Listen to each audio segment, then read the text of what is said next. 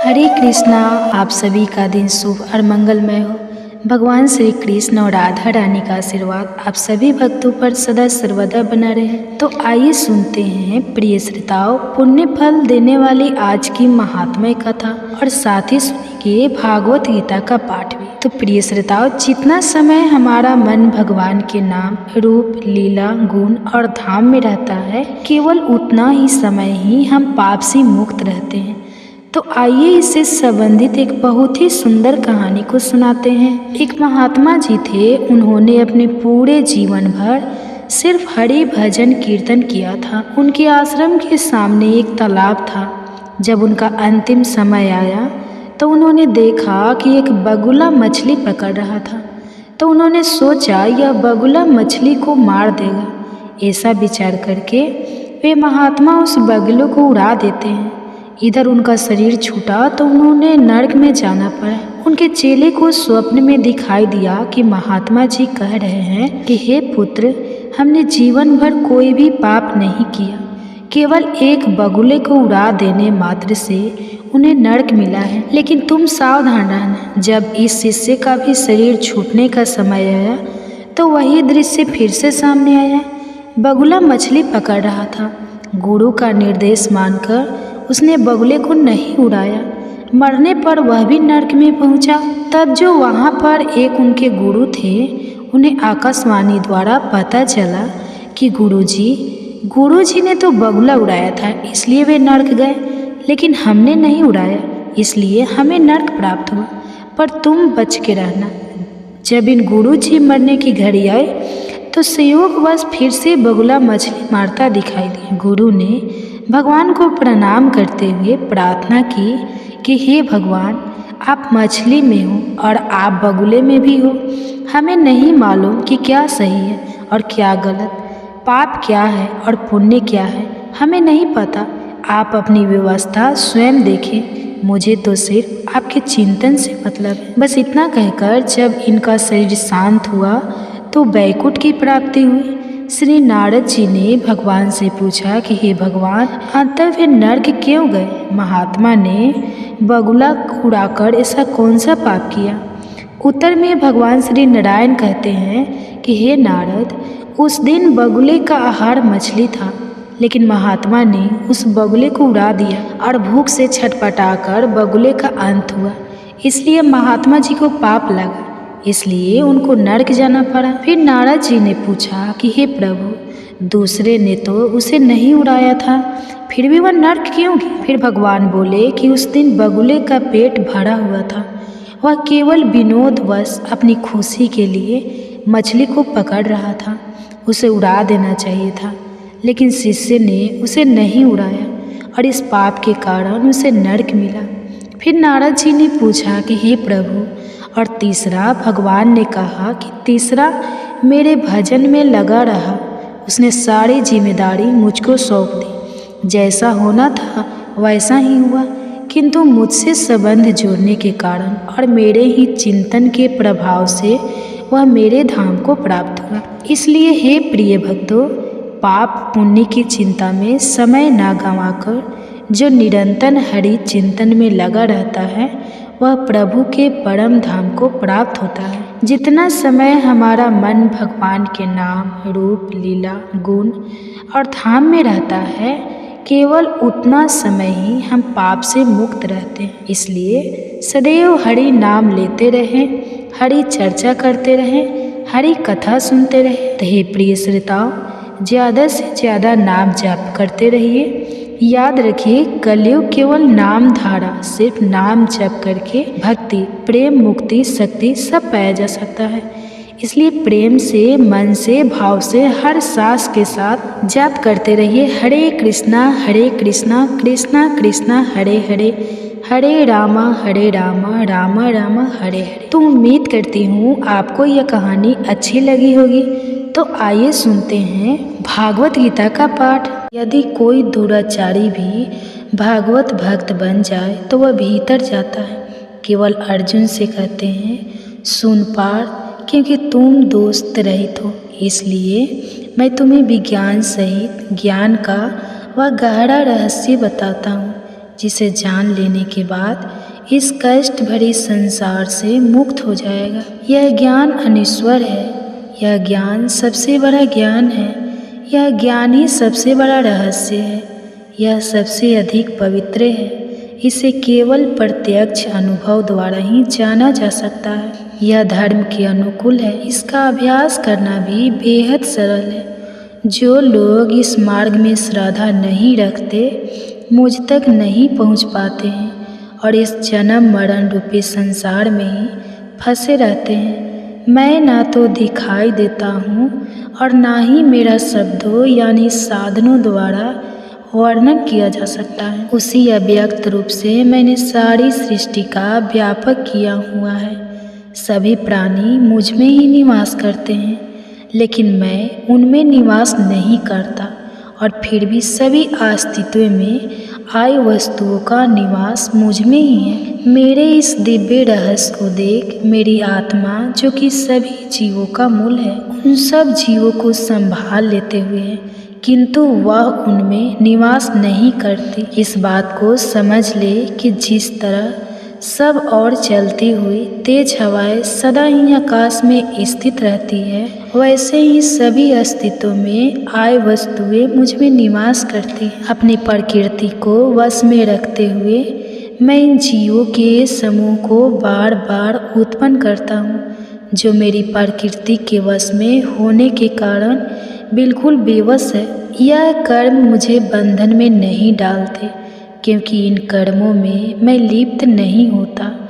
यह कर्मों से मैं व्यापक नहीं होता, इन सब से आंसू आ ही रहता हूँ। मेरी देख रेख में ही यह प्रकृति सब वस्तुओं को जन्म देती है और इससे ही संसार का चक्र घूमता रहता है। अज्ञानी लोग, जब मैं मानव शरीर धारण किए हुए होता हूँ तब वह मेरी अवहेलना करते हैं, क्योंकि वह मेरी स्वीट रूपाली प्रकृति को नहीं जानते, जो कि सदा पैदा हुए वस्तुओं की स्वामी है। जो लोग राक्षसों और असुरों के स्वभाव को धारण करते हैं, उनकी ऊंची ऊंची इच्छाएं व्यस्त रहती हैं, उनका ज्ञान व्यर्थ रहता है और वह विवेक ही नहीं हो जाते हैं। वह महात्मा लोग जो मोह से मुक्त हो गए हैं, जो दिव्य प्रकृति में निवास करते हैं, वह मुझे ही सब पैदा हुई वस्तु, सब अस्तित्व में आए वस्तुएं का अनश्वर मोह समझकर एक ही भाव से मेरी उपासना करते हैं, हमेशा मेरा ही गुणगान करते हैं। मुझे पाने के लिए लगातार प्रयास करते हुए और अपने पक्के इरादों पर स्थित रहते हुए, उन पर मजबूती से टिके हुए, श्रद्धा से मुझे प्रणाम करते हुए, योग में लगे हुए मेरी उपासना करते हैं। अन्य लोक ज्ञान में यज्ञ करते हुए मेरी उपासना करते हैं।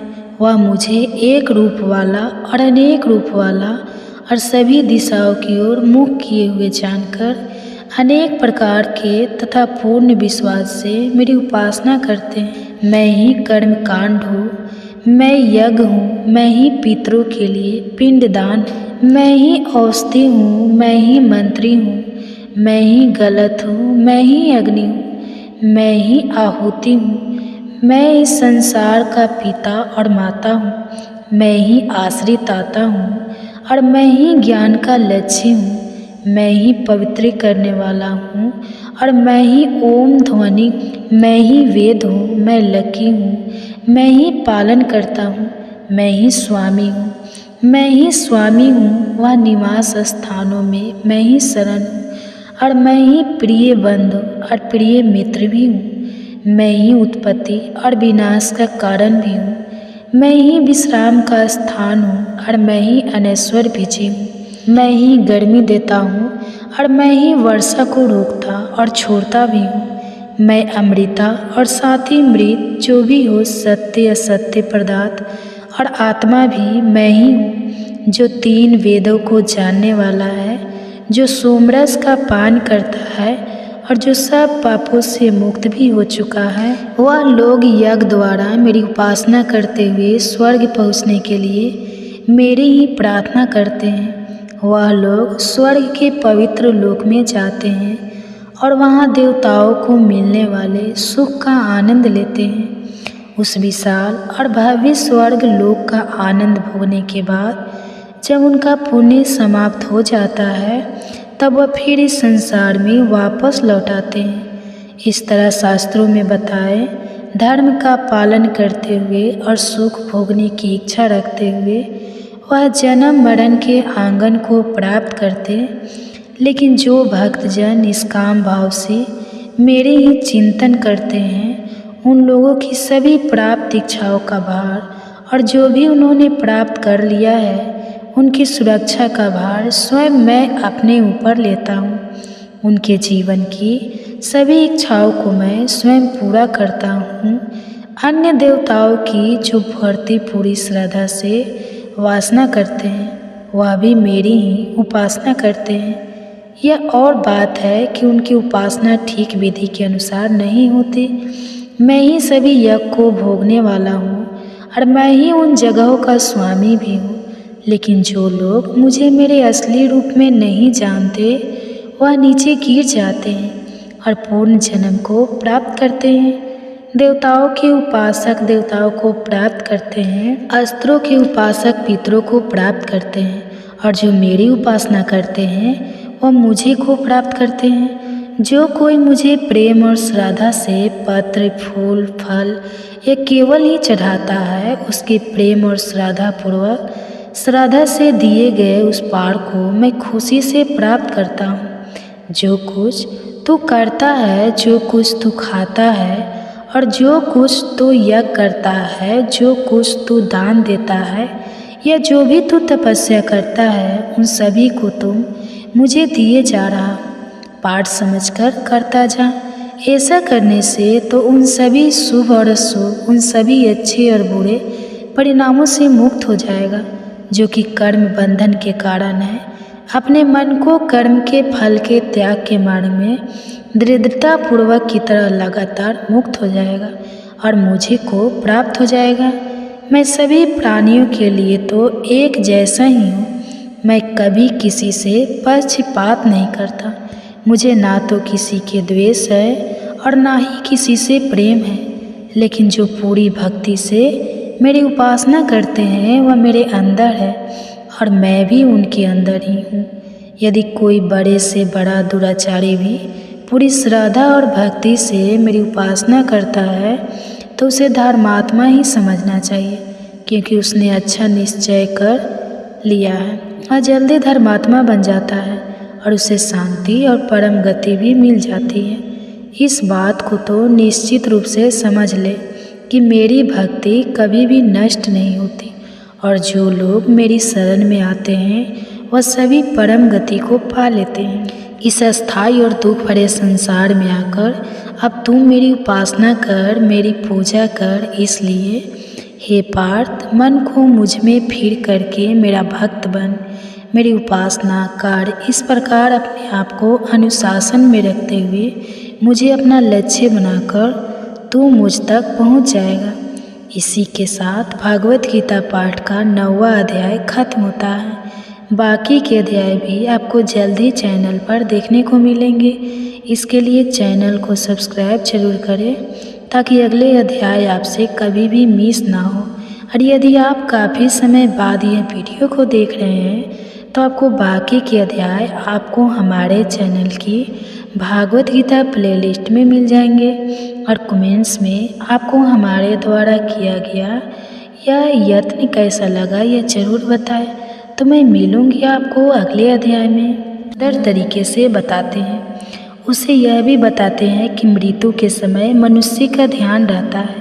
मृत्यु के बाद आत्मा पहुँचती है। परम गति से जाने के 2 मार्ग के बारे में बताते हैं और भगवान से पूछते हैं कि शीघ्र किसे कहते हैं तथा और जिस व्यक्ति ने अपने आप को वश में कर लिया है वह मृत्यु के समय तुम्हें परमात्मा भगवान यह प्रश्न सुनकर अर्जुन को समझाते हैं। परम सत्य है, ब्रह्मा अस्तित्व वस्तु इस सृष्टि का मूल है। वह सबसे उच्चतम पर अनश्वर है। प्रत्येक जीव के शरीर में स्थित ब्रह्मा आत्मा कहते हैं। कर्म शक्ति का नाम है जिससे सब वस्तु तो अस्तित्व में लाया जाता है और जिससे उन्हें परिवर्तित किया जाता है अभिभूत नश्वर भौतिक जगत है, जिसमें सबसे तेज गई वस्तुओं का नाश या अंत होता है। अभिभूत का आधार परिवर्तनशील प्राकृतिक है। आदि देव जी में रहने वाली दिव्य आत्मा है, उसका दैवी तत्व है, जिसका आधार विश्व की आत्मा है। अयज्ञ शरीर है, इसमें सभी एगुण कर्म किए जाते हैं, जिसका आधार, जिसका स्वामी स्वयं मैं ही हूँ। मृत्यु के समय जो व्यक्ति मेरा ही ध्यान करता हुआ शरीर छोड़कर इस संसार से जाता है, वह निश्चित ही बिंदास अंदाज है मेरे पद को प्राप्त कर लेता है। अंतिम समय में मनुष्य जिस भाव का ध्यान करता हुआ शरीर छोड़कर इस संसार से जाता है, वह उस भाव के ध्यान से सदा मध्य रहने के कारण उस दशा को ही प्राप्त करता है। इसलिए पालतू सदा मुझे याद करो, और युद्ध जब मेरा मन उम्र तेरी बुद्धि दोनों मेरी लगी रहेगी, तब निश्चित रूप से बिना संदेह से तो मुझे ही प्राप्त करेगा। जो व्यक्ति लगातार अभ्यास द्वारा रचित को योग में लगाकर उस परम पुरुष अध्ययन करता है और अपने चित्त को कहीं भटकने नहीं देता, वह अवश्य ही उस दिव्य पुरुष को प्राप्त कर लेता है। जो व्यक्ति उस सब कुछ जानने वाले परमात्मा का ध्यान करता है, जो कि सूक्ष्म से भी सूक्ष्म है और जो सबको धारण करने वाला है, इसके रूप का ध्यान भी नहीं किया जा सकता। जो अंधकार से परे है और जो सूर्य जैसे तेज वाला है, जो व्यक्ति मृत्यु के समय मन को भक्ति और योग पर स्थिर करके अपनी प्राण शक्ति को बालों के बीच अच्छी तरह स्थापित करता है, वह दिव्य प्रेम पुरुष यानी मुझे को प्राप्त करता है। शरीर के सभी द्वारों के संयम में रखकर, मन को हृदय में रोककर, प्राण शक्ति को मस्तक में स्थिर करके और योग द्वारा एकाग्र होकर जो अक्षर ओम, जो कि ब्रह्मा ही है, उसका उच्चारण करता हुआ मुझे भगवान को याद करता हुआ अपने शरीर को छोड़कर इस संसार से जाता है, वह परम गति को प्राप्त कर लेता है। जो मनुष्य किसी भी वस्तु का ध्यान न करता हुआ लगातार मुझे याद करता रहता है, वह अनुशासित योगी मुझे आसानी से अब कर लेता है। मुझ तक पहुँचने के बाद उस योगी को परम गति मिल जाती है और इसलिए उसे इस अस्थायी और दुख भरे संसार में फिर कभी जन्म नहीं लेना पड़ता। नीचे लोक से ब्रह्मलोक तक सभी लोग ऐसे ही हैं जिन्हें फिर जन्म लेना पड़ता है, लेकिन उस तक पहुंचने के बाद इसी को फिर से जन्म नहीं लेना पड़ता। जो लोग इस बात को जान लेते हैं कि ब्रह्मा का एक दिन 1000 या लंबा होता है और ब्रह्मा की एक रात 1000 योग लंबी होती है, वह योगी जंगल के तत्व को जान लेते हैं। ब्रह्मा का दिन आरंभ होने पर सारी सृष्टि, सभी वस्तुएं मेरी अव्यक्त प्रकृति से प्रकट हो जाते हैं, उससे उत्पन्न होती है, और ब्रह्मा का दिन समाप्त होने पर, उसकी रात होने पर यही सृष्टि सभी वस्तुएं समेत मेरी उसी व्यक्त प्रकृति में विलीन हो जाती है, उसमें समा जाती है। यह वही बार बार उत्पन्न होने वाली सृष्टि और वस्तुएं मेरी प्रकृति के वश में होने के कारण बिल्कुल पर बस रात होने पर समाप्त हो जाती है और दिन होने पर अपने अपने अस्तित्व में प्रकट हो जाती है। लेकिन मैं इस व्यक्त और व्यक्त से भी परे एक अवैध अस्तित्व है जो अमर है और जो सभी अस्तित्व में आई वस्तुओं के नष्ट हो जाने पर भी नष्ट नहीं होता। यह अनश्वर कहलाता है, इसे परम गति भी कहते हैं। यह अक्षर ही मेरा परम धाम है। जो मेरे इस परम धाम को एक बार पा लेता है, वह फिर कभी संसार में वापस नहीं लौटता। वह परम पुरुष जो कि सबसे परे हैं, जिसमें हरे शब्द निवास करते हैं और जिससे यह सारा संसार व्याप्त है, उसे अनन्य भक्तों द्वारा ही प्राप्त किया जा सकता है। अब मैं तुम्हें वह समय बताता हूँ जिसमें मृत्यु के बाद इस संसार से जाने वाले योग की संसार में वापस नहीं लौटते, और वह समय भी बताता हूँ जिसमें जाने वाले फिर संसार में वापस लौट आते हैं। अग्नि प्रकाश 3 शुक्ल पक्ष और उत्तरायण के 6 महीने, यह वह समय है जिसमें संसार में जाने वाले ब्रह्मा ज्ञानी ब्रह्मा तक पहुँच जाते हैं और फिर वापस नहीं लौटते। अंधकार रात्रि कृष्ण पक्ष और दहिनायन के 6 महीने, यह वह समय है जिसमें से कैसे जाने वाले चंद्रमा की ज्योति को प्राप्त करके संसार में वापस लौट आते हैं। मृत्यु के बाद संसार से जाने के केवल दो ही मार्ग हैं, प्रकाश में और अंधकार में। एक से जाने वाला संसार में वापस नहीं लौटता, जबकि दूसरे से जाने वाला संसार में वापस लौट आता है।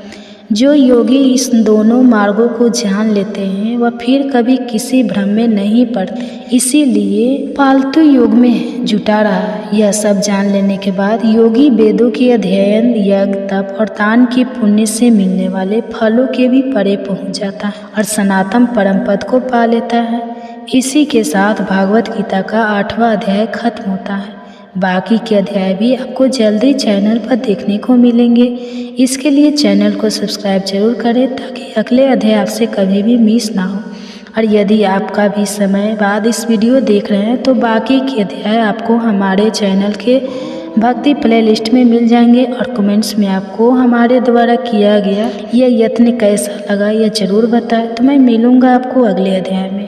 गीता पाठ का 7वां अध्याय। भागवत गीता पाठ के 7वें अध्याय में केशव प्राकृतिक और आत्मा के बारे में बड़े ही सहजमय तरीके से बताते हैं। ईश्वर की ही दो प्राकृतिक निम्न और उच्चतर के बारे में भी बताते हैं। केशव कहते हैं कि मनुष्य के प्राकृतिक गुण ही उन्हें भ्रम में डाले रखते हैं। 4 प्रकार के भक्त ईश्वर के अतिरिक्त अन्य देवताओं की उपासना और ज्ञान का उद्देश्य क्या है, इन सब के बारे में विस्तार से बताते हैं। भगवान कहते हैं, पार्थ, अब यह सुन कि योग का अभ्यास करता हुआ अपने चित्त को मुझ पर लगाकर और मुझे ही अपना आश्रय मानकर पूरी तरह बिना संदेश तू मुझे कैसे जान पाएगा। यह सारा तत्व ज्ञान मैं तुझे विस्तार सहित बताऊंगा। यह सब जान लेने के बाद तुझे और कुछ जानने को बाकी नहीं रहेगा। हजारों मनुष्यों में कोई एक ही इस योग की सिद्धि के लिए प्रयास करता है और जो लोग प्रयास करते हैं और सिद्धि भी पा लेते हैं उनमें से भी बड़ी मुश्किल से कोई एक ही मुझे सच्चे रूप में जान पाता है। मेरी 2 प्रकृतियाँ हैं। एक है निम्न भौतिक प्रकृति जो इन 8 रूपों में बटी हुई है, पृथ्वी, जल, वायु, अग्नि, आकाश, मंद, बुद्धि और अहंकार। और दूसरी है मेरी उच्च सूक्ष्म प्रकृति जो ही जीव रूप आत्मा जिससे यह सारा संसार धारण किया जाता है। इस बात को तो अच्छी तरह समझ ले कि सभी प्राणियों का जन्म इन दोनों प्रकृतियों के मेल से ही हुआ है और मैं ही इस सारे संसार का मूल हूँ और मैं ही इस संसार का विनाशी भी हूँ। ऐसी कोई भी वस्तु नहीं है जो मुझसे उच्चतर है, जो मुझसे ऊपर है। ऐसा कोई भी सत्य नहीं है जो मुझसे बड़ा हो। मैं ही वह सूत्र हूँ जिसमें सारा संसार पिरोया रहता है। जैसे माला के मोती धागे में पिरोए रहते हैं वैसे ही सारा संसार मुझ में पिरोया हुआ है। मैं चंद्रमा और सूर्य में प्रकाश हूँ, वेदों में मैं ओम हूँ, आकाश में मैं शब्द हूँ और पुरुषों में मैं पुरुष और अग्नि में मैं तेज हूँ। सभी प्राणियों का मैं जीवन हूँ, सभी अस्तित्व में आई वस्तुओं का मैं सनातन बीज हूँ। बुद्धि मानो कि मैं बुद्धि हूँ, तेजस्वीन का मैं तेज हूँ। तपस्वी प्राणियों में मैं धर्म के अनुकूल रहने वाले मैं लालसा हूँ और बलवान का मैं इच्छा और द्वेष रहित बल हूँ। जो भी संसार में भाव सात्विक, राजसिक, तामसिक सभी केवल और केवल मुझसे ही उत्पन्न हुए हैं। इस बात को समझ ले कि मैं उनमें नहीं हूँ, वह मुझ में है। प्रकृति के इन तीनों भावों, इन तीनों गुणों के कारण भ्रम में पड़ा हुआ यह सारा संसार मुझे गुणों से भी परे अविनाशी को पहचान नहीं पाता, क्योंकि मैं तो इन सबसे कहीं ऊपर हूँ। मेरे इस गुण में देवी माया का जीत पाना बहुत ही कठिन है, लेकिन जो मेरी शरण में आते हैं वह इस माया को पार कर जाते हैं। जो बुरे काम करने वाले हैं, जो मनुष्यों में नीच है, ये सब मेरी शरण में नहीं आते। वह धर्मात्मा व्यक्ति जो मुझ में आस्था रखते हैं, जो मेरी उपासना और पूजा करते हैं, वह 4 प्रकार के होते हैं। एक जो मुसीबत में हैं, जिन पर कोई विपदा आन पड़ती है। दूसरे एक जिज्ञासु जो मेरे विषय में जानना चाहते हैं। तीसरे धन दौलत और संतान आदि पाने के इच्छुक जो कि मेरे कुछ ना कुछ मांगना चाहते हैं, और चौथे हैं ज्ञानी, जिन्होंने सत्य को जान लिया है। इन सब में ज्ञानी सबसे अच्छे हैं, क्योंकि वह सत्य को जानते हैं, वह ब्रह्मा के साथ जुड़े रहते हैं और उसकी भक्ति भी पक्की होती है। ज्ञानी को तो मैं बेहद प्रिय हूँ और ज्ञानी भी मुझे अत्यंत ही प्रिय है। वैसे मेरे में आस्था रखने वाले, मेरी पूजा उपासना करने वाले, मेरे चारों प्रकार के भक्त मुझे अच्छे हैं, लेकिन ज्ञानी को तो मैं ही समझता हूँ, उसे तो मैं अपना ही अंश मानता हूँ, क्योंकि पूरी तरह अपने आप को योग में लगाकर वह केवल मुझ में स्थित होकर मेरे साथ एक हो जाते हैं। वह उस अवस्था को पा लेते हैं जो मानव जीवन में सबसे ऊंचा है। बहुत से जन्मों के बाद जो ज्ञानी यह समझ लेते हैं कि जो कुछ भी है वह वासुदेव ही है, जो कुछ है वह ईश्वर ही है, तब यह जानकर मुझे प्राप्त कर लेते हैं। ऐसे महात्मा बहुत ही दुर्लभ होते हैं, लेकिन जिन लोगों के मन लालसाओं में फंसे हुए हैं, वह उन्हीं लालसाओं की पूर्ति के लिए अलग अलग देवताओं की अलग अलग विधि विधान से पूजा करते हैं। जो भक्त जिस जिस भी रूप की उपासना करना चाहते हैं, उस रूप में मैं उनकी श्रद्धा को अटल कर देता हूँ। उस श्रद्धा से भरा होकर वह भी उसी की आराधना करना चाहते हैं और उसी से ही वह अपने मन चाहे फल पाते हैं, जबकि वास्तव में फल तो मैं ही देता हूँ। लेकिन इन अल्प बुद्धि वाले लोगों को मिलने वाले ऐसे फल तो अस्थायी और नश्वान होते हैं। देवताओं की उपासना करने वाले देवताओं को पाते हैं और मेरी उपासना करने वाले मेरे भक्त अंत में मुझे ही प्राप्त करते हैं। जो लोग मेरे नाम बदलने वाले मेरे श्रेष्ठ रूप को नहीं जानते, वह लोग तो बुद्धिहीन होते हैं। वह मुझे अव्यक्त को देवताओं के रूप में अन्य रूपों में व्यक्त हुआ मानते हैं। अपनी ही योग माया में छुपा हुआ कारण मैं सबके सामने प्रकट नहीं होता। यह मूढ़ जगत मुझ अजन्म, मुझ अविनाशी को जान नहीं पाता, लेकिन मैं सब कुछ जानता हूँ और मैं सब कुछ जानता हूँ। मैं उस सब को जानता हूँ जो कि अतीत में हो चुका है और जो वर्तमान में इस समय हो रहा है और जो भविष्य में होने वाला है, लेकिन मुझे कोई नहीं जानता। सभी प्राणी इच्छा और द्वेष से उत्पन्न सुख और दुख, लाभ और हानि, उन दुविधाओं के वश में होने के कारण भ्रम और अज्ञानता में फंसे हुए हैं। लेकिन जिन लोगों के पूर्व जन्मों और इस जन्म के पुण्य से सारे पाप नष्ट हो गए हैं, वह सब इस दुविधा के भ्रम से मुक्त होकर अपने व्रतों में स्थित रहते हुए मेरी उपासना करते हैं। वह लोग जो मुझ में शरण लेते हैं और जो जीवन मरण के चक्कर से मुक्ति पाने के लिए प्रयास करते रहते हैं, वह संपूर्ण ब्रह्मा को, संपूर्ण आत्मा को और कर्म के बंधन में सब बातों को जान लेते हैं।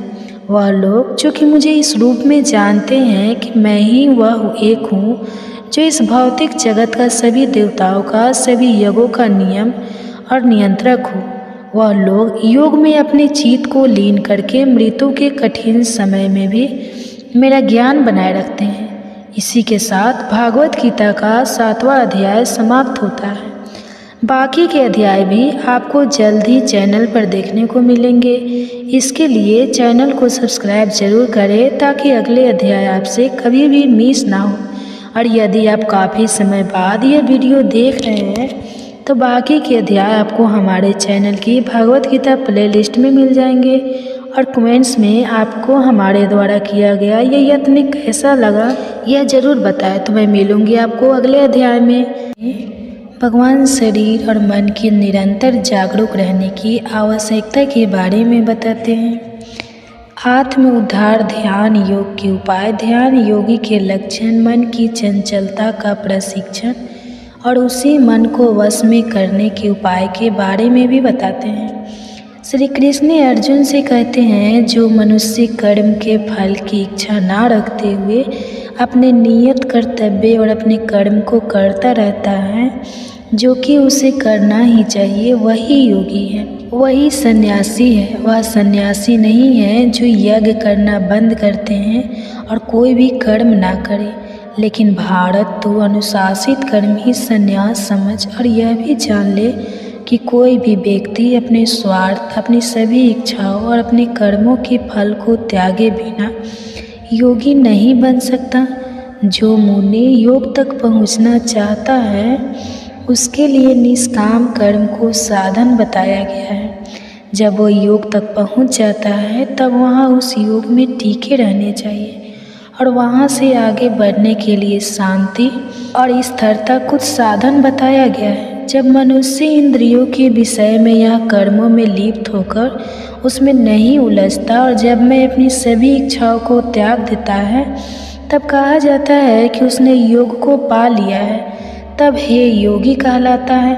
मनुष्य को अपना उद्धार स्वयं ही करना चाहिए और उसे अपना उद्धार स्वयं ही करना होगा। वह मन के द्वारा अपने आप को ऊपर उठाए और अपने मन को कभी नीचे ना गिरने दे, क्योंकि मनुष्य का मन ही उसका शत्रु है और यही मन उसका मित्र भी है।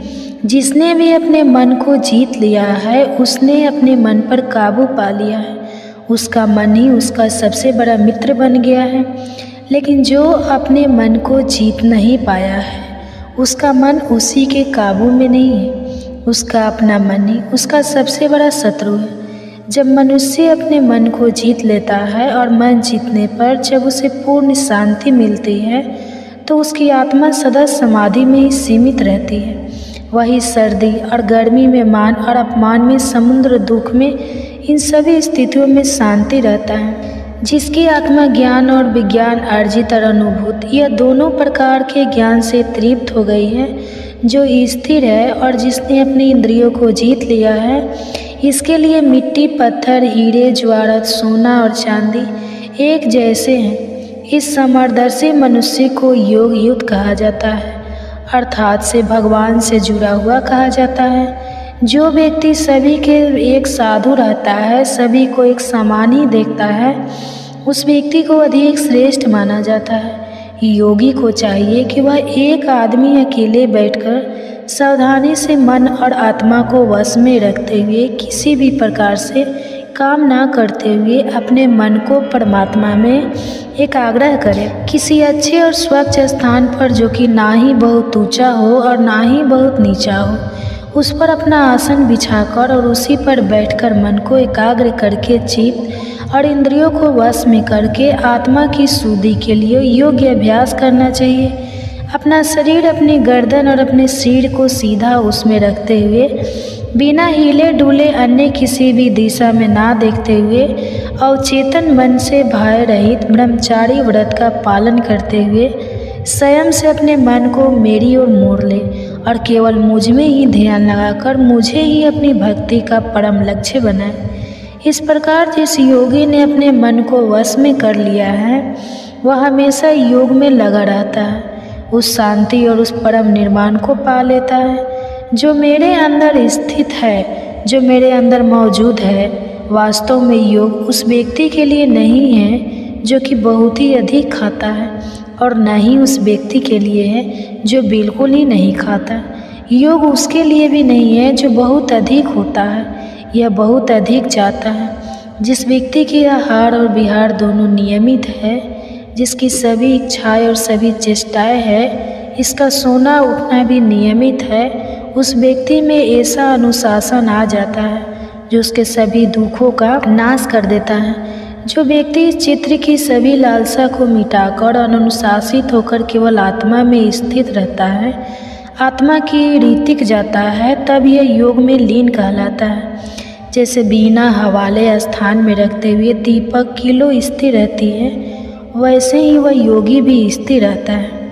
जिसने अपने चित्त को वश में कर लिया है और जिसने मन के साथ आत्मा को भी योग द्वारा अनुशासन में रखने का अभ्यास कर लिया है, जब एक आग्रह द्वारा वश में किया हुआ चित्त शांत हो जाता है, तब वह अपनी बुद्धि द्वारा परमात्मा रूपी अपनी आत्मा को देख पाता है और अपनी उसी आत्मा में ही वह आनंद लेता है। वह बुद्धि द्वारा मिलने वाले मन और इंद्रियों से भी परे उस परम आनंद को पा लेता है, जिसमें स्थित होकर जहाँ पहुँचकर वह सीख कभी सत्य से दूर नहीं होता, फिर कभी विचलित नहीं होता। वह दशा को पाकर वह समझता है कि इससे बड़ा और इससे बढ़कर मुझे और कुछ और नहीं मिल सकता, और इसमें स्थित रहने पर वह बड़े से बड़े दुख से भी विचलित नहीं होता, पर बड़े से बड़े दुख से भी नहीं घबराता। उस दशा का नाम है योग। जो बंधन में दुख से बांधे रहते हैं, किलो वनों को काटना ही तो योग कहलाता है। इस योग का अभ्यास दृढ़ संकल्प के इरादे और शांत चित्त से ही किया जाना चाहिए। स्वार्थ भरे संकल्प से उत्पन्न अपनी सभी इच्छाओं को, अपनी पूरी कामनाओं को पूरी तरह त्याग कर सभी इंद्रियों को सभी ओर से मन द्वारा वश में करके अपनी धैर्य वाली बुद्धि से अपने आप को शांत करता जाए और अपने मन को अपनी आत्मा में स्थिर करके धीरे धीरे समाधि अवस्था में प्राप्त करे और अन्य किसी भी वस्तु का ध्यान न करे। चंचल और अस्थिर मन जिस चीज़ ओर भागने लगे उस और वहाँ अपने मन को काबू में करके और फिर केवल आत्मा के वश में वापस ले आए। सबसे बड़ा सुख उस योगी को मिलता है, इसका मन शांत है, इसके मन के कभी विकार निकल गए हैं, जो निष्पाप है, जो सभी पूर्व पाप कर्म से मुक्त हो गया है और जो परमात्मा के साथ एक हो गया है। इस प्रकार वह योगी जिसने अपने सभी पापों को दूर कर लिया है, जिसने आत्मा को सदा योग में लगाया हुआ है, और यह योगी सरलता से ब्रह्मा के स्पर्श से होने वाले परम में का अनुभव करता है। जो व्यक्ति योग नियुक्त हो गया है, जो सबको एक ही नज़र से देखता है, वह सभी प्राणियों में मुझ परमात्मा को निवास करते हुए और मुझ परमात्मा में सभी प्राणियों को निवास करते हुए देखता है। वह सबको और सब कुछ एक जैसा ही दिखता है। जो मुझे सब जगह, आप सब जगह मौजूद देखता है और जो सब वस्तुओं को मुझ में व्यापक, मुझ में ही मौजूद देखता है, उससे मैं कभी अलग नहीं होता और ना ही वह मुझसे कभी अलग होते हैं। जो योगी एक ही भाव में स्थिर होकर सभी प्राणियों के हृदय में मुझे यानी परमात्मा को मौजूद मानकर मेरी उपासना करता है, वह चाहे कितना भी कार्यशील क्यों ना हो, चाहे कितना भी काम क्यों ना करता हो, फिर भी वह मुझ में ही निवास करता है। जो व्यक्ति प्रत्येक वस्तुओं को अपने जैसा ही समझकर समान दृष्टि से देखकर वह सबको अपने जैसा ही समझता है, वह चाहे स्वयं सुख में हो या दुख में हो। जो दुख को समान भाव से देखता है, जो दुख को एक जैसा ही समझता है, वह पूर्ण योग समझा जाता है। श्री भगवान के यह वचन सुन अर्जुन से कहते हैं, 10 आपने जो मन की क्षमता वाला योग बताया है, मन की चंचलता के कारण मुझे उस पर अमल करना बहुत ही कठिन लगता है। वह यह मन तो बहुत ही चंचल है, यह बहुत ही तेज, बलवान और जटिल है। मुझे तो यह लगता है कि इस मन को वश में करना हवा को वश में करने के बाद यह बहुत अधिक कठिन है। श्री भगवान उत्तर देते हैं, तुम ठीक कह रहे हो, पर यह मन तो बड़ा ही चंचल है और इस चंचल मन को वश में करना बेहद कठिन है। फिर भी तू जान ले, यह लगातार अभ्यास और वैराग्य द्वारा इस मन को वश में किया जाना संभव है। मैं यह भी मानता हूँ कि इसके लिए योग को प्राप्त कर पाना बेहद कठिन है, जिसने अपने आप को संयत नहीं किया है। लेकिन असंयत व्यक्ति दृढ़ संकल्प द्वारा अपने मन को वश में कर सकता है और उनके मन में एक और शंका उभरती है और वह केशव से कहते हैं, हे केशव, जो व्यक्ति श्रद्धावान होते हुए भी, तेरी भक्ति करते हुए भी चंचल मन वाला होने के कारण नेताओं को वश में नहीं कर पाता और योग के मार्ग पर चलने के बाद इस मार्ग को भटक जाता है और सीधी तरह नहीं पहुंच पाता, उसकी क्या दशा होती है। आध्यात्मिकता और भौतिकता दोनों स्थान से भ्रष्ट होकर किसी भी स्थान पर मजबूती से टीका ना हो पाने के कारण वो ब्रह्मा की ओर जाने वाले मार्ग से भटककर छीन भिन्न फटे हुए बादल कीर्तन कहीं नष्ट तो नहीं हो जाता। आप मेरा यह संदेह है पूरी तरह मिटा दो, क्योंकि आपके सिवाय कोई नहीं है जो मेरे इस संदेश को दूर कर सके। भगवान उसे समझाते हैं, सुन पार्थ, प्यारे मित्र, जो व्यक्ति अच्छे कर्म करता है, जो अच्छाई के मार्ग पर चलता है, उस व्यक्ति की कभी दुर्दशा नहीं होती। उसका ना तो इस लोक में और ना ही परलोक में विनाश होता है। जो व्यक्ति योग के मार्ग से भटक जाता है वह पुण्य आत्माओं के लोक में जाता है और वहाँ कई वर्षों तक रहने के बाद वह फिर से सदाचारी लोगों के जन्म घर लेता है। ऐसा जन्म इस संसार में बहुत ही दुर्लभ है। वह अपने पूर्व जन्मों में विकसित किए हुए ब्रह्मा के हाथ जोड़ने की सभी दृढ़ संस्कारों को फिर प्राप्त कर लेता है और यहाँ के आरंभ फिर पूर्णता पाने के प्रयास में लग जाता है। योग के मार्ग में भटका हुआ ऐसा व्यक्ति, ऐसा योग भी अपने पूर्व जन्मों के अभ्यास में होने के कारण आगे ले जाया जाता है और योग का ज्ञान प्राप्त हो जाने पर ऐसा जिज्ञासु वैदिक नियमों पर पहुँच